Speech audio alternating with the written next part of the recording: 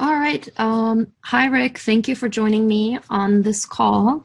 And for those of you who are listening, Rick has done the food sensitivity program, and we wanted to share the experience that he has gone through with you. So thanks for joining me, Rick. Sure, you're welcome. My Yeah. pleasure. So here's the first question that I want to ask you. What was your health like before working together, and how did that impact your life? Physically, I was generally okay. It was just my gastrointestinal system was a bit of a wreck. I'd gone to see, physicians and gastroenterologists, and after all the tests, they pretty much said, "Well, you have IBS." It's pretty much a diagnosis of exclusion. And at that point, they were pretty much kind of a hands off. And then I saw another gastroenterologist, and he recommended to actually see you. And then, based on our meeting, we came up with a game plan to try to figure out what was going on. Hmm. So something people, of course, my bias is a nutritionist, so I always think of, what kind of food can I add or remove to improve a symptom or an issue?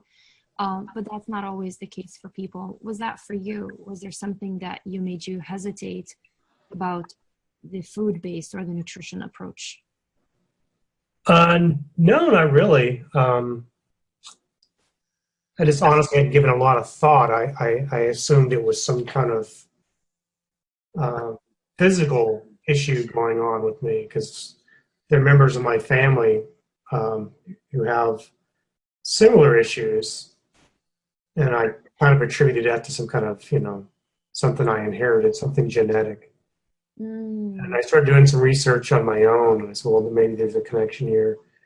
And then seeing the gastroenterologist and him referring me to you just kind of opened the door.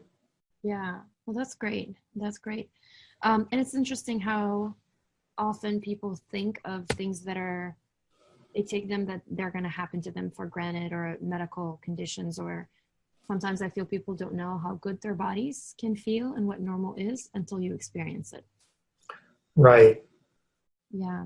So we did the food sensitivity program, and then we followed that with, complete working on the gut and the gut function. What was it like during the program? Uh, Initially, it was a little rough because I don't want to say it was prison food, but it was fairly bland. And, it got better after a while, just slowly increasing my options for food, trying to see what does and what doesn't work. Um, Having patience was one of those things I had to kind of deal with because I've been having these problems off and on for a while, and I realizing that there's no magic pill, there's no easy button to it, but at the same time, it's like you've been dealing with this for a while, so you just kind of want it to be over with. Yeah. And so, yeah, and for people to have a reference is when we do the food sensitivity program, we really want to narrow down and limit the types and amounts or the different kinds of foods that you're eating, because that will allow us to see which ones are working, and we give you the purest, cleanest, low immunity sensitivity diet plan as possible. And then we add more foods. And right now you are eating, or like after the program, I just want to share with people, like, were you able to eat normal foods after the program? Yeah, for the most part, there's certain foods that I used to eat before that I loved that um, I just avoided eating them, like apples. I love apples, but I found that for whatever reason, I developed a sensitivity to them. And as much as I love apples, I'm like, I'm just going to stay away from those things because they just kind of put me in a tailspin. And Mm. there's a couple other foods that are I've the last few years had problems with, and I don't really miss them, so it's not that big of a deal. And there are foods that are kind of high FODMAP stuff anyway. So it's like, okay, I'll just avoid it, from the get-go. Yeah. Um, do you feel like what have you accomplished, or the results of going through the program?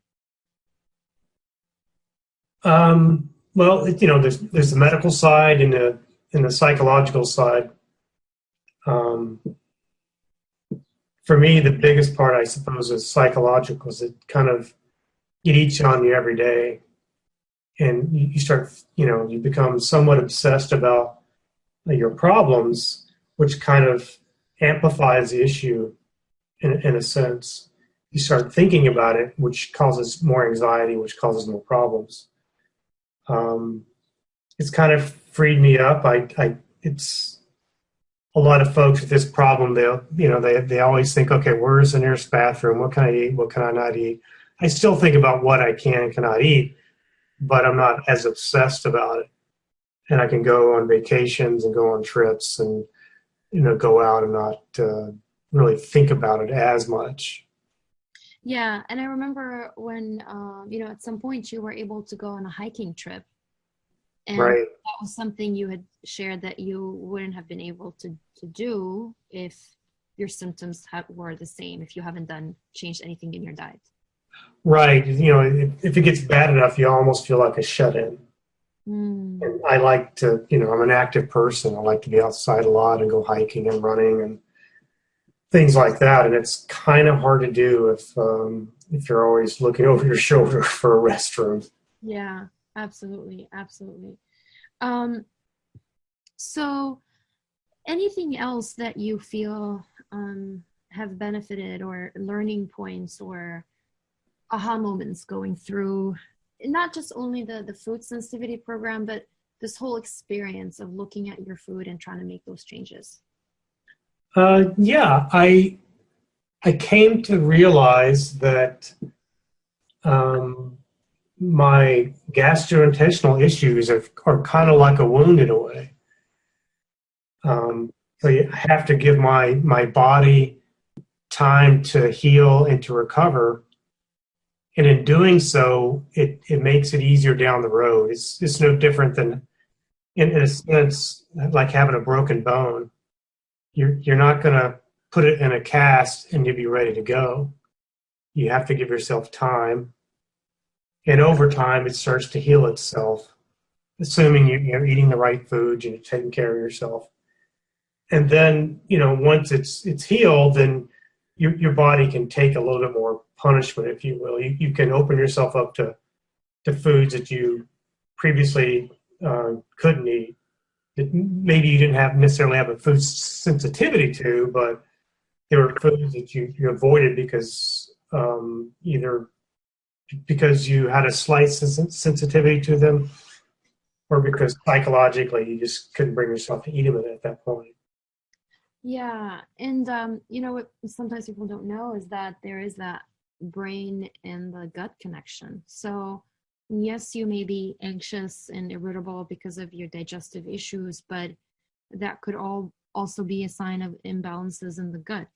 And that's one of the ways your body's telling you that there's some sort of inflammation, that there's something going on that you have to address. Right. I mean, there's I did the normal traditional test with the doctor, resulted in nothing. They did a whole series of tests off and on over the course of a year or so, and everything came out negative. Sometimes I was hoping, okay, maybe give me a positive. At least I'll know how to Yeah. attack this problem. And then when I started seeing you, we started doing similar things. Okay, let's try this test and this test and this test, and keep kind of by a process of elimination, saying, okay, here are the most common problems, and then you kind of work your way down from there. And eventually we kind of figured out, what it was. Mm-hmm. And once you kind of know what the problem is and how to attack a problem, at least you feel like you can make some headway at that point. Yeah. Yeah, and to go back to the apple situation, that you said you love apples, but they don't, your body, you're still not able to tolerate them. It's one thing when you eat and you have no clue what's making you sick, as opposed to you make that decision that today I'm going to eat an apple and I know what's going to happen and I'm prepared for it, or, you know, you just skip it altogether. So knowledge is really important. Right. It's almost like Russian roulette with food. You don't know what's going to bother you, then, you know, you get kind of anxious about it. I have a friend of mine. He loves pizza, but he knows when he has pizza, he's going to pay for it the next day. My thought is, I'm not, if I'm going to have a problem with something, I'm not going to do it. Yeah. I mean, that's his choice, but it's like, oh, it's just too brutal. Yeah. And I think it's even harder for people who don't eat pizza and don't realize that something as healthy as, you know, we can take a look at some of, you know, the foods that you were initially couldn't tolerate. You know, some foods like garlic or like salmon or chicken or cumin can be problem foods for some people. So especially if those who are eating a healthy, clean diet and they still don't feel good, that can be frustrating. Yeah, it can be. And I also learned through you that, yeah, I'm a creature of habit, and I eat the same foods quite often because I like carrots, I like cucumbers, I like tomatoes, and I'd normally have them every day with a meal. And the last time I did the MRT test, those three things were fairly low. Now they're kind of in a yellow zone. So I know, okay, maybe I need to kind of cut back on that. It was always kind of counterintuitive that if you eat the same thing over and over again, that your body's going to start to reject it. It's going to say, I don't like this anymore. You would think, if anything, it would be the exact opposite. Your body gets used to it. So why would it want to reject? Yeah. Well, that will get us into the immune system, which is I believe it's my opinion. I think it's one of the complicated system reactions in the body. It's got so many layers and how things go. I was listening to a podcast that the immune system is like an army without a general. And a lot of things can go wrong, or not organized, sort of to say. Mm-hmm. Yeah. I just want to point out for anybody who's listening that, you know, doing any nutrition approach just to make sure, like as a liability issue, is that it does not replace like an endoscopy or colonoscopy, because these things are important. And even though it's frustrating for people, like, oh, bummer, it was negative, you kind of want to see a positive, but at least the negative makes sure that there isn't something serious. So just to let people know that maybe they still have to do these tests and make sure that there isn't something serious. But if things come back negative, there are solutions and there are options. Right. Yeah. Yeah. Well, thank you. I mean, I really appreciate you getting on the phone with me and doing this call. Are there any final thoughts or something that you want to share? If somebody's on the fence a little bit, any final message? Well, if somebody's on the fence if they're having problems, they're on the fence about what they should do. I mean, go ahead and go for it. I mean, you have nothing to lose. You're just going to gain some knowledge. If you get really frustrated, like I had been, you get to the point where, like, I got to do something, and there's no reason not to try it. Yeah, absolutely, and I love what I do, and I'm so glad we are able to help you work together and see all the changes and all of the things that you're able to do now that you're not very worried about your health and bowel issues and digestive issues. So thank you so much, Rick, for joining. I really appreciate you taking the time. And for those listening, if you have any questions or comments, and I'll include more information about the actual test on the program, but definitely reach out if you would like more clarifications or interested to learn more. Thanks, Rick. Have a great afternoon. Thanks. And talk to you later. All right.